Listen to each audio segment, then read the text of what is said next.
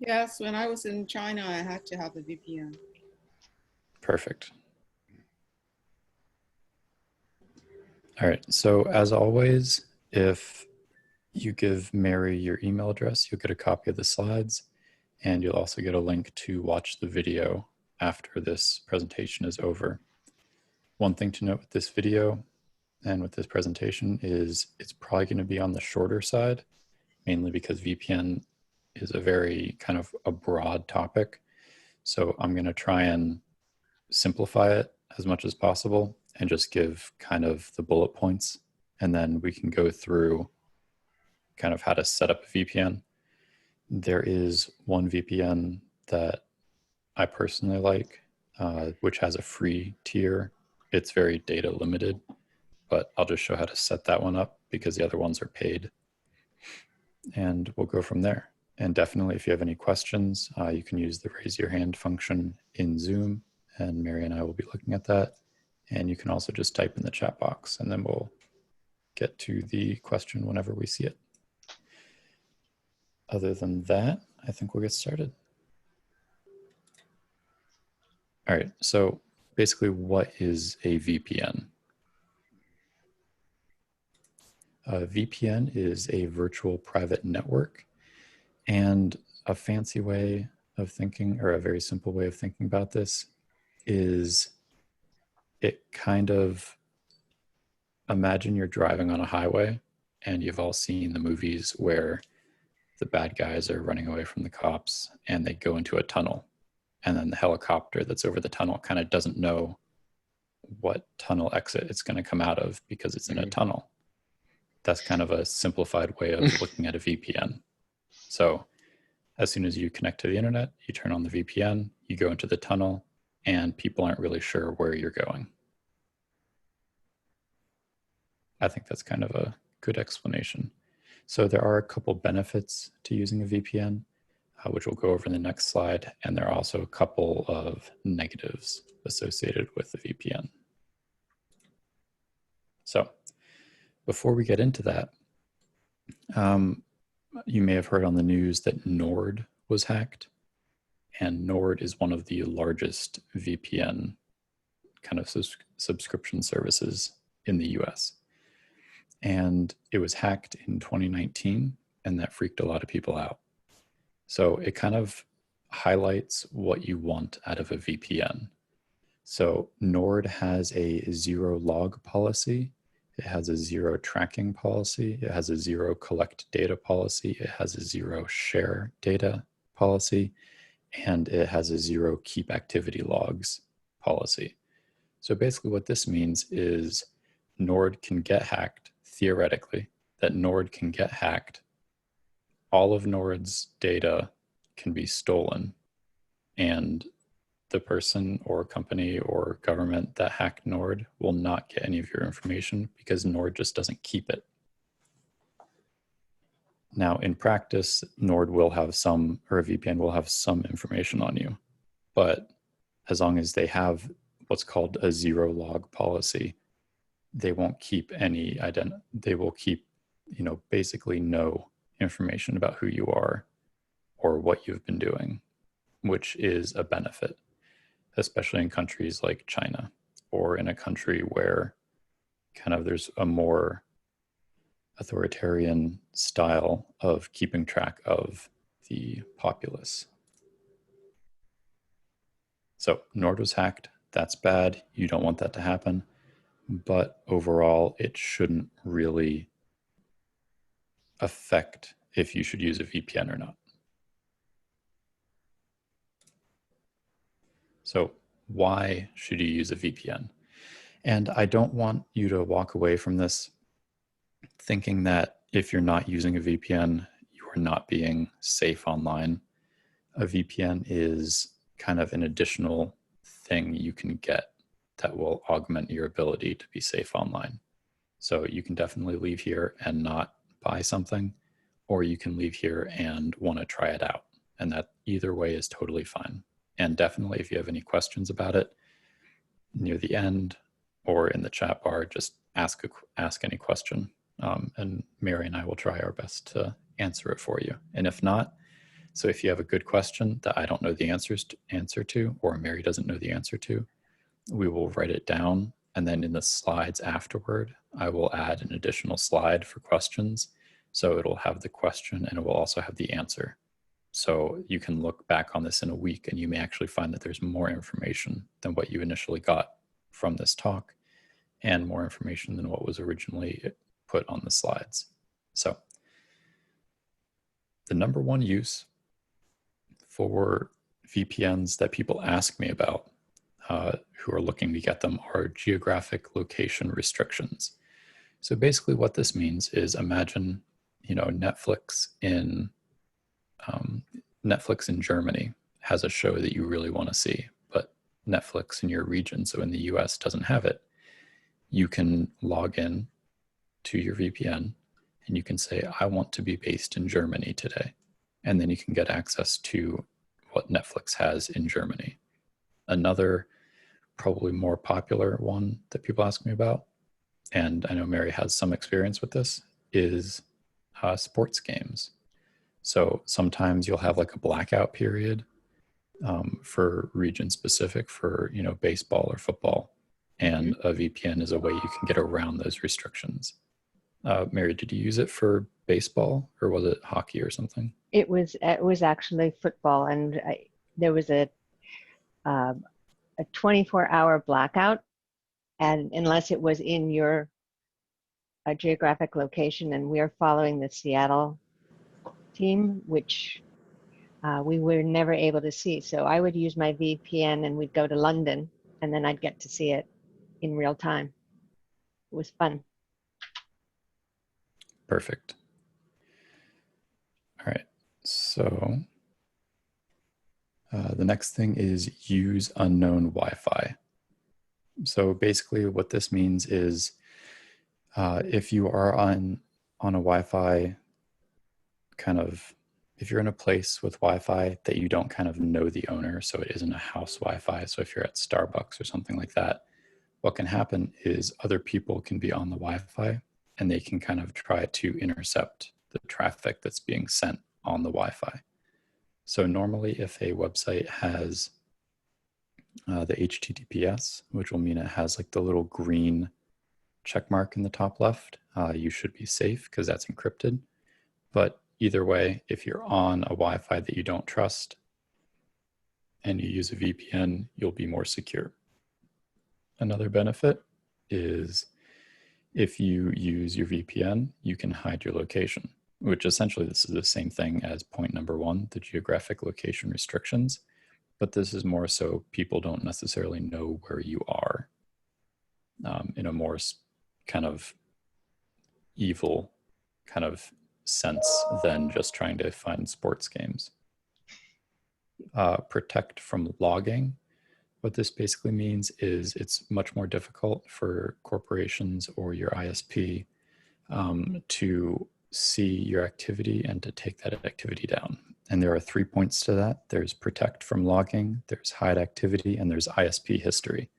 So all three of those are kind of a very similar thing that basically using a VPN allows you to be more anonymous online and allows less of your data to be taken by a company. And all of these have links you can click on to read more about it. And at the end, if you have a specific link you want me to click on, we can go through it together. The next point is throttling. So when you're throttling, sometimes if you're using, for example, Time Warner Cable, which is involved with Disney Plus, there have been instances where they have allegedly throttled a competitor like Netflix. So if you're watching Netflix and the connection seems slow, it may not be your imagination. They may actually be throttling the competitor, which is Netflix, to kind of show that Disney Plus is a better thing to get. And what a VPN will allow you to do is your ISP, your internet service provider, won't really know what you're doing online. So they won't know to throttle your Netflix whenever you're watching it. The big bullet point that's next kind of is what everyone talks about in the news, which is that it bypasses censorship. What this means is if a country is, or company is trying to censor your access to some parts of the web, the VPN will allow you to get around that because they don't know what you're doing. So a VPN will allow you to bypass some forms of censorship. And the big one for this in kind of recent history and going back a couple of years is China. So a VPN will allow someone who is in China to see news and articles that the Chinese government doesn't want you to see. A big point about this is any company that is based in China has to allow the Chinese government to look at what it's doing. So what this means is if you are looking for a VPN, specifically if you're looking for a VPN that you want to use in China or in a country like China, you want to make sure that that VPN company does not have a data center in China. Because if it has a data center in China, that means the Chinese government can go in and kind of just watch all the data. So even if the company doesn't do any logging, the Chinese government can still go in and watch it as it happens, allegedly.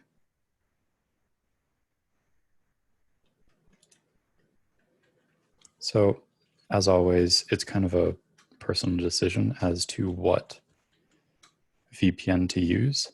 One thing I will say is I really don't recommend free VPNs because if they're not making money, if you're not paying them money, then how are they making it?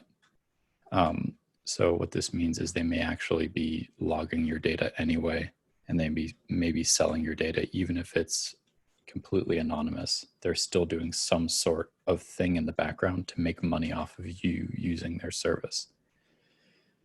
If you've watched any of our previous talks, I really like Wirecutter as a review site.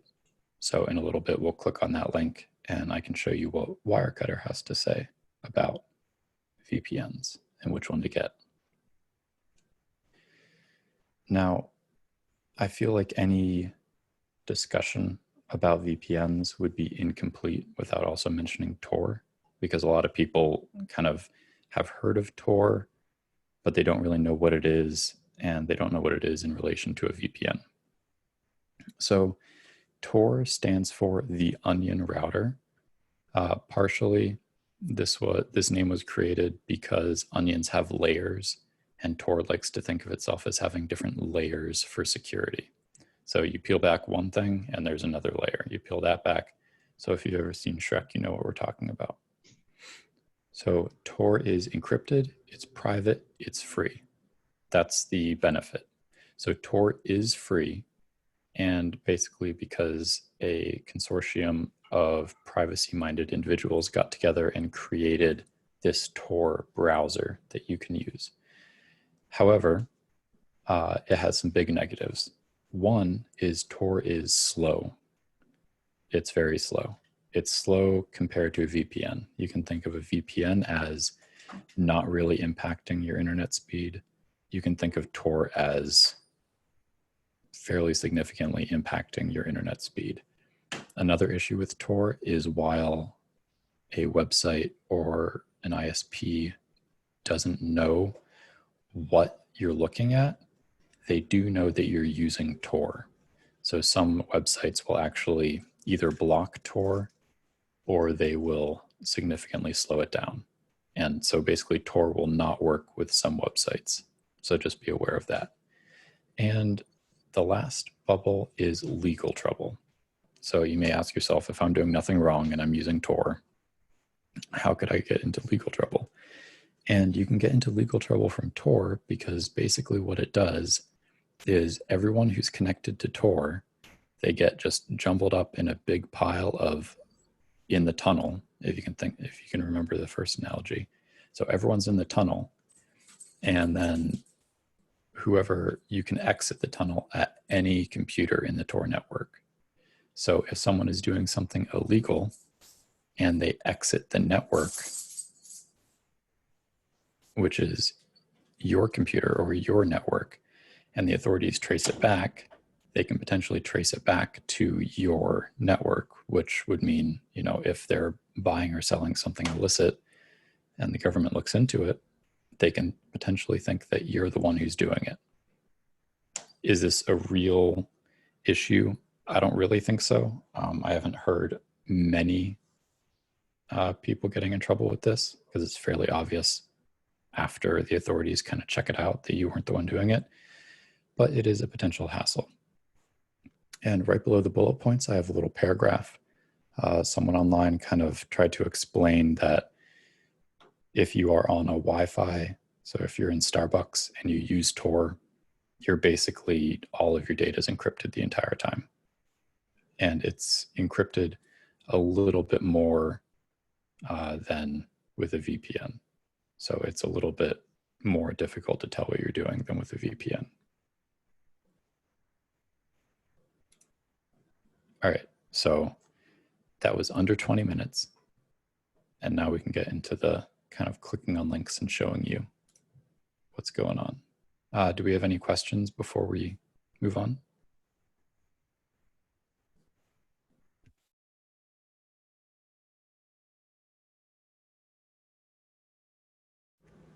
Well, I see everyone is muted, so I'll unmute all. All right, anyone have any questions? Because I do realize I sped through that kind of fast, but I wanted to jumble it all in there just so everyone would get confused, so you would ask more questions.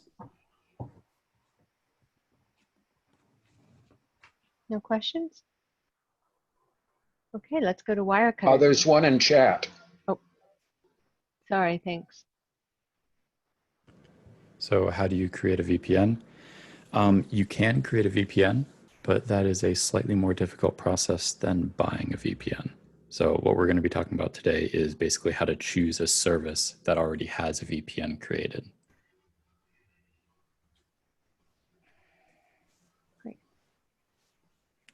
I'll quickly go over some benefits to creating your own VPN. Are basically if you have computers at home and you are out working somewhere else, what you can do is you can use the VPN to go back into your computers that are at your home. So it's basically a way to be on the same network as your computers wherever you are. And it's what a lot of businesses have. So a lot of businesses have a VPN to allow remote workers to essentially remote back into their machines.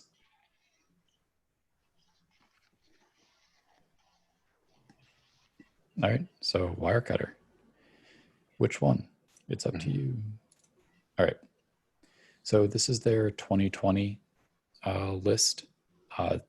And one thing I kind of like about Wirecutter is they're very short, right? They don't give you a lot of the other review sites you'll see. There will be like 10 options and they'll just kind of bombard you with information, which can be good, can be bad. But it basically ends up with you having 3 choices and you're not really sure which of the 3 out of 10 is right for you. And then you kind of just pick one randomly. With Wirecutter, they really distill it down into a very small amount of options, and then they kind of give you decent reasons why you should go with option A or option B. So the top pick is Mulvad. I'm probably mispronouncing that, but Mulvad is very well known. It's open source, and it does engage in most kinds of transparency, and it also has a independent audit that comes through every once in a while to make sure that they're all on the up and up. So it is €5 per month, and that's roughly around the price you're going to be seeing if you want to get a good VPN, is roughly $5 a month. That's the top pick. And also great is iVPN, and it's $70 per year. And basically, you'll see in this little box right here, Wirecutter will say like why this one would be useful. And in this case, it's because the iVPN allows you to use it on more devices than the other one. And then if you go up here, its big positive is its transparency, its privacy, and it is reliable and easy to use. So you couldn't, basically what Wirecutter is saying is you couldn't go wrong with either of these options. Now, if you notice, and it may be kind of difficult, so I'll make this a little bit bigger, even though that won't really help. There's a very long through. If you want, you can definitely scroll down and read some of this, and they have some nice diagrams of what happens if you have a VPN versus if you don't have a VPN. And then they also, very, very low down, sorry, they will have all of the other ones they tested, and they'll kind of give the reasons why they picked the ones they did to be up at the top of the list. So many of you have heard of like Nord, and for more reasons than at the beginning of this class, I talked about how they got hacked. But Nord is one of the biggest ones. Nord is also a good VPN. So as long as you get a good VPN, and it may not be one on this list, you should be fine. But the top pick would be Mulvad. And we'll just open that site up real quick. And the main things to look at when you're looking at a website for a VPN, and I'll make this a little bit bigger, is that it says that it doesn't take logs and that it isn't in China. And most VPNs will kind of have this on the main page. So, it'll have nice little graphics that, have positive messages, evade hackers, keep your privacy, easy to use. And then it'll kind of go through, this is how much it costs. Here's the setup process and all that fun stuff. So this one, Mulvad, doesn't have anything in China, and it also doesn't keep information about you, which is one of the reasons why it is generally near the top of any list. However, they do not have a free thing for me to show you. So we're going to be going with TunnelBear. Now, TunnelBear has probably spent the most on advertising I've ever seen. And it's really kind of amusing because it has little bears everywhere while you need it. And it kind of is a very good introductory VPN. So it's very simple, very straightforward, and you have friendly little bear graphics everywhere that kind of add humor to the situation. TunnelBear also has a blog, which also has some pretty good information about what's happening in the VPN area or the industry, and also things that they're doing. So one of the more recent blogs was they actually pulled out their servers in Hong Kong because of the protests there, and also because that the government in Hong Kong basically pushed a law through that made it more likely that the Chinese government would get to control any data that was housed in Hong Kong. So they preemptively pulled out. So let's pretend I have never used TunnelBear before. I am an initial user, and we're going to see how difficult this is to set up. And that isn't far from the truth, because the last time I used TunnelBear was like 5 years ago. So we're both learning. So on the top right-hand side, there's a Get TunnelBear icon. So I'll click on that. So not ready to buy, learn more about TunnelBear. Get TunnelBear now. Let's go to pricing. So free. Testing and limited usage, 500 megabytes of secure browsing, try for free. Click. Download. Save. Bottom left-hand side of the screen. Once this little icon stops being red, I'll click on it. There we go, click.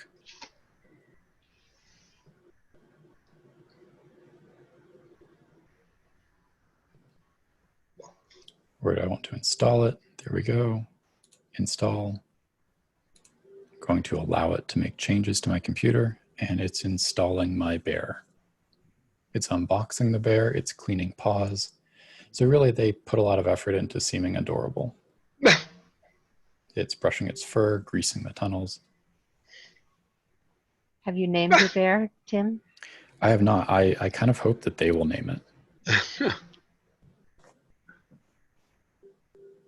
So Tunnel Bear has started.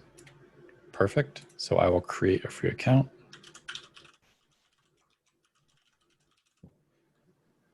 All right, let me open my password database, which is the next class we're going to be doing. Ooh. And I will create a new Tunnel Bear entry.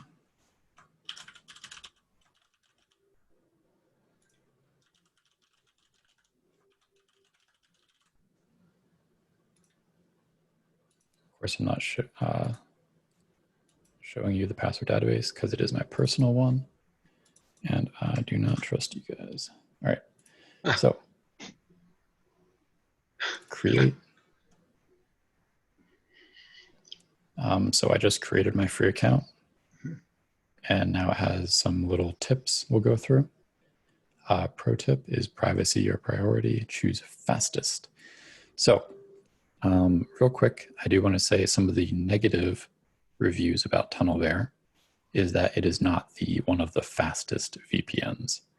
One way you can kind of get around it is you can select fastest from the interface, and it basically means you don't care if you're going to be in Paraguay, Argentina, Germany, France, Spain. You just don't care where you are. You just want the fastest VPN possible, and they will try and provide that. Next, Bear Owls. So basically it's saying that your browsing experience should be the same with or without Tunnel Bear, and you are protected by a bear, which is slightly intimidating, but hopefully reassuring. Next, it wants me to verify the email. Tunnel Bear, verify. Yay. Okay, verified. And then right now, all I would have to do, see if I can make this a little bigger, is click this button in the top left where it says off. I would just click it on. I'm not going to do that because potentially it could disconnect me from the internet, and that would kind of suck for you guys. So right now it knows my location. I can click in a different country once I turn on to choose where I'm located, and then you're all set. So really, Tunnel Bear isn't unique in how easy it was to set up. It's generally this easy. And there's a very similar and very easy setup process for you to use on your phones and pretty much any device you have. And that's Tunnel Bear. So I'm not going to use it because, again, it may kick me off. But in the bottom right-hand corner, you can see 500 megabytes remaining this month. So that's how much I have free for this month. And then the next month I'll get another 500 free. So if you want to try out a VPN and see if it kind of really negatively impacts your experience online, you can definitely do that. And then if you like it, you can click the upgrade button. If you don't like it, you can just uninstall it. And again, you don't have to use Tunnel Bear. Tunnel Bear is just the one I know about that has kind of the free tier of pricing. Tunnel Bear is working in the background. All right, real quickly, I want to also show you Tor.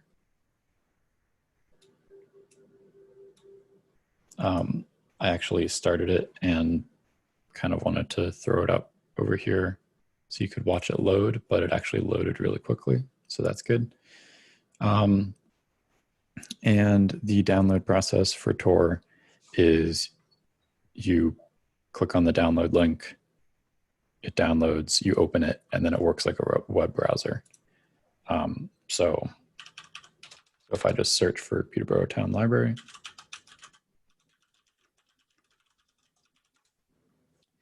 it will use DuckDuckGo The reason it uses DuckDuckGo instead of Google is because DuckDuckGo is more privacy centric and DuckDuckGo does not track what you're doing. Once again, if you are not using a VPN, which I'm currently not, my ISP, which is my internet service provider, which is Comcast, is able to view the traffic and where I'm going. DuckDuckGo itself will not save any of that information, but Comcast will. So in a dystopian future where you potentially have a medical condition and you just want to kind of Google it to see if it may be something bad.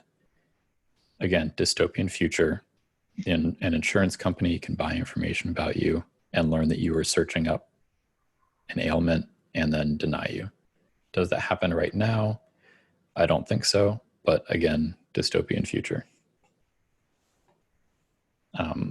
And how do you use Tor? This is it. You kind of just use it as a browser.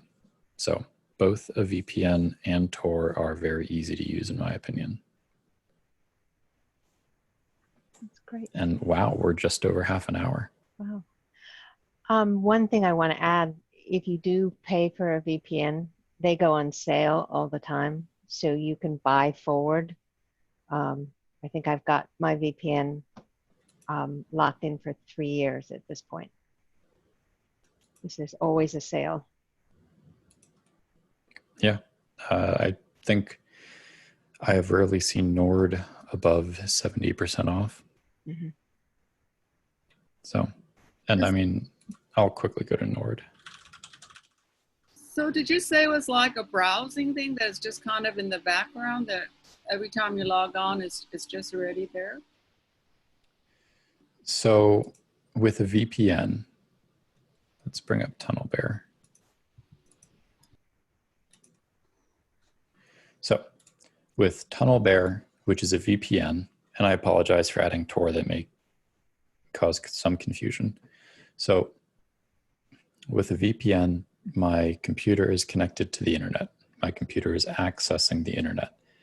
If I turn this on, my entire computer will be connected to the VPN, which means anything I do online will be through the VPN. So you just turn this on and you kind of do whatever you want. Okay, so if it's not performing and you're having a problem, can you just go and turn it off? You can. Also, most of the VPN companies that we've shown have 24/7 lines you can call to also help you out if you're having any issue with their service. Okay. But some websites will notice that you're using a VPN and just refuse to work. It's very rare though, in my experience. Okay. Tim, which one are you using for your VPN? Right now, we're using TunnelBear. Thanks. So there's a question in the chat. What are the pros and cons of using a VPN when out of the US? So honestly, the biggest con to using a VPN is that you're paying for it, is the honest answer. Yeah, the biggest con is that you have to pay money for it. It also can slow your traffic by a small amount, but it can also speed up your traffic in the instance of, for example, Netflix. Some websites will get throttled or some things will get throttled, and then a VPN will kind of prevent your internet service provider from throttling a specific application like that. The pros are that you can be anywhere you want to be. So if you are in Europe and you want to do something that is region locked to the United States only, you can now be in the United States. The other pros are it's encrypted traffic, so it's difficult for a malicious actor to kind of see what you're doing. So you're more secure online, especially if you're in like a coffee shop or an airport or something like that. So if you were doing something financial, you would choose to do it through a VPN, right? Yeah, I mean, if you have a VPN, you basically do everything through a VPN, just because it makes everything a little bit more secure. Okay. Do you have several VPNs? No, you kind of just pick one you like and use it until it doesn't work. Okay. Yeah, and one thing to note is there are rare occasions where the VPN will do something that will make you want to leave that particular VPN. So for example, Tunnel Bear was bought by McAfee like a year ago. And I know a lot of people don't like McAfee enough that they actually stopped subscribing to Tunnel Bear. When Nord was hacked, even though allegedly no data was compromised, a lot of people left Nord because they had been hacked. So there may be other reasons besides just it not working great that someone would choose to switch from a VPN. Would a VPN work on a cruise ship? Yes. So a VPN will work as long as you have internet connection.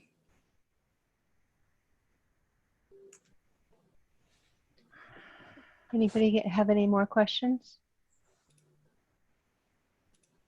And I do highly encourage you to look through the slides, and if you're at all interested in learning kind of more why a VPN is a good activity or a good thing to use, click on these links in the why slide. These are all pretty good links. And I personally think they're kind of interesting. So they're not kind of a difficult read. You don't slog through it like a textbook. Okay. Do we need to download this thing, or is it where does this reside? Yeah. So I just showed you kind of the way to do it with Tunnel Bear, which was going to tunnelbear.com/download, get it, download it, and then you basically sign into it and you're done. It's a very similar process for all the other VPNs. No, I mean to get the list, the list. The slides are you talking about? Yeah. Yes. Once we get the recording put up on YouTube, I'll send a link to the slides and the recording out to everyone. Okay, good. Oh, sorry. Yeah. Oh, that's a good question. So, well, thank you, Tim. And next week, you're doing password manager, right? Yep. And we'll go through a password manager slightly more than we went through Tunnel Bear.